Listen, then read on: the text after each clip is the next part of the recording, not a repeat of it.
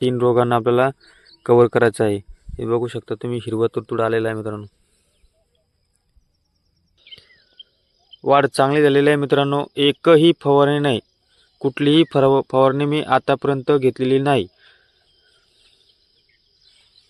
फक्त एक नमस्कार शेतकरी मित्रांनो, आज कापूस हे पीक आपलं जवळपास 45 ते 50 दिवसाच्या आसपास झालेलं आहे मित्रांनो। आणि आतापर्यंत आपण या पिकाला कुठलाही अतिरिक्त खर्च केलेला नाही मित्रांनो। आजपर्यंत आपण फक्त एक बेसल डोस टाकलेला आहे, त्यानंतर एकही फवारणी आपण आजपर्यंत घेतलेली नाही। तुम्ही बघू शकता, आता सध्या पातीसुद्धा लागले आहे मित्रांनो आणि फुटवेसुद्धा चांगले आहे, वाढ पण चांगली झालेली आहे मित्रांनो। पण काही लोक जे युरिया टाकतात ना मित्रांनो, ते जवळपास 8 ते 10 वर्षापासून मी युरिया बंद केलेला आहे मित्रांनो आणि त्याचे रिझल्ट मला चांगले आलेले आहे मित्रांनो। लॉजिक आहे की आपण ज्यावेळेस युरियाचा वापर करतो तो कशासाठी, तो म्हणजे पिकाची वाढ होण्यासाठी। आणि त्यानंतर आपण पीक वाढीसाठी खर्च करतो आणि पीक वाढल्याच्या नंतर पुन्हा वाढ खुटवण्यासाठी पुन्हा आपण खर्च करतो। आपला खर्च वाचवायचा आहे आणि उत्पन्नात वाढ करायची आहे मित्रांनो। आपण पहिले युरिया टाकतो, वाढवतो, पिकाला आपणच वाढवतो, त्यानंतर वाढ खुटवण्यासाठी पुन्हा आपण खर्च करतो। यात कुठलाही हे नाही मित्रांनो, कारण आपणच वाढवायची आणि पुन्हा आपणच वाढ खुटवायची। नैसर्गिकरित्या झाडाला वाढू द्या मित्रांनो, कारण तुमच्या समोर रिझल्ट आहे। कारण 8 ते 10 वर्षापासून मी युरियाचा वापर बंद केलेला आहे मित्रांनो। माझे खर्चात सुद्धा बचत झालेली आहे आणि उत्पन्नात सुद्धा वाढ झालेली आहे मित्रांनो। आणि त्यामध्ये आणखी एक लॉजिक आहे मित्रांनो, ज्यावेळेस आपण युरियाचा वापर करतो ना, त्यावेळेस झाड हे अतिशय लुसलुशीत होतं मित्रांनो आणि ते कुठल्या तरी रोगाला बळी पडतंच।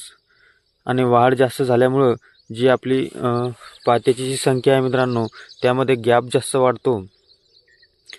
त्यामुळे युरियाचा वापर न करता बाकी इतर खतांमध्ये 10-26 असेल, NPK असेल, या खतांमध्ये युरिया आहे ना मित्रांनो, त्यामुळे आपल्याला व्यतिरिक्त स्पेशल युरिया टाकण्याची काही गरज नाही। बघू शकता, एकही रुपया खर्च न करता आतापर्यंत 45 ते 50 दिवसाचं पीक आपलं झालेलं आहे, तरीसुद्धा क्वालिटी तुमच्या समोर आहे। क्वालिटी एक नंबर आहे मित्रांनो। फक्त एक खताचा बेसल डोस दिलेला आहे आणि आता यानंतर जी आपल्याला फवारणी करायची आहे ती म्हणजे मी करणार आहे मित्रांनो अलिका किंवा प्राईड। कारण आपल्याला पांढरी माशी आणि हिरवे तुडतुडे आणि थ्रिप्स या 3 रोगांवरती जास्तीत जास्त काम करायचं आहे। कारण थ्रिप्सचं प्रमाण जर वाढलं तर ते व्हायरसच्या रूपामध्ये आपल्याला बघायला भेटतं मित्रांनो। त्यामुळे आताच्या सुरुवातीच्या कंडिशनपासून या 3 रोगांना आपल्याला कव्हर करायचं आहे। हे बघू शकता तुम्ही, हिरवा तुडतुडा आलेला आहे मित्रांनो। या हिरव्या तुडतुड्यासाठी आपल्याला अलिका किंवा ॲडमायर या औषधाचा वापर करायचा आहे। आणि जर जास्त प्रमाणात जर झालेला असेल तर मित्रांनो ॲडमायर, रिजंट आणि एंट्राकॉल या 3 औषधाचा मिक्समध्ये वापर करून आपल्याला वापरायचा आहे मित्रांनो। रिझल्ट खूप छान येतो, बघू शकता। खताचा डोस दिलेला आहे मित्रांनो, तुम्ही बघू शकता, वाढ पण चांगली झालेली आहे। यानंतर जी फवारणी आपल्याला घ्यायची आहे मित्रांनो, ती घ्यायची आहे पांढऱ्या माशीसाठी प्राईड या नावाचं औषध आपल्याला घ्यायचं आहे, नाहीतर अलिका,